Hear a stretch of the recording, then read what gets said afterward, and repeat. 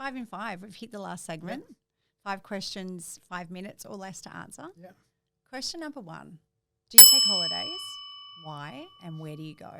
I probably didn't used to take holidays, or the holidays would be working holidays. So I'd go to the States or Europe and do professional development. So that was my holiday. So I'd go and spend time with different coaches or different organisations.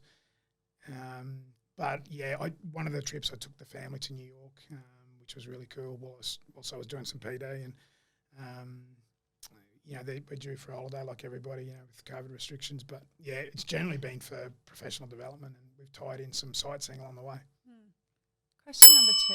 We've spoken a lot about rugby league, but if you weren't in rugby league and you could do anything else with your career, what would it be? I'm really enjoying. I do a segment each week on the NRL website. It's called The Game Plan, and it's essentially looking at the game from an analytical point of view. So I really enjoy doing that.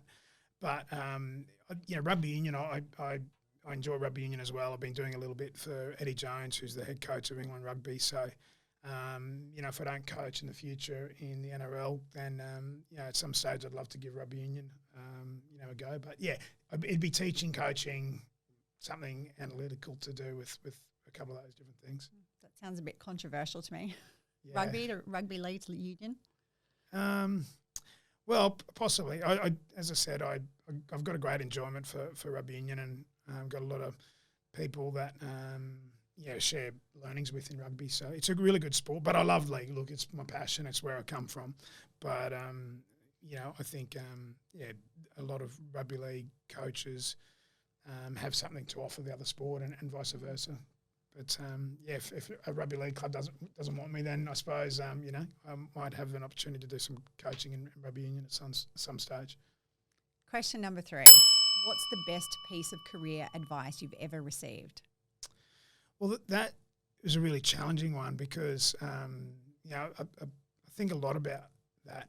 But the biggest one would be going back to, I spoke about Cyril Connell from the Broncos, and he said, or encouraged me to do the teaching degree. And it was a good bit of advice because he said there's so many transferable skills, from being a teacher, and you can work anywhere around the world. So I think that would be the best piece of advice, that do an education degree, and it'll give you some opportunities to do some other things. And it has. It's given me a career as a coach. Question number 4. What's one thing about you that people would be surprised to learn? Well, there's probably 2 things. One is that I performed on stage with Queen and the band 5, which were a teenage band back in the early 2000s, at the Brit Awards in front of 30,000 people. I was a drummer in the group with about 7 or 8 other London Broncos players, and we played the kimono drummers. And it launched the 2000 Brit Awards. And it was on a Friday night, 2 days before our first Super League game against Warrington on the Sunday. And I don't think many people would know that. Few people do. How on earth did that come about? Richard Branson.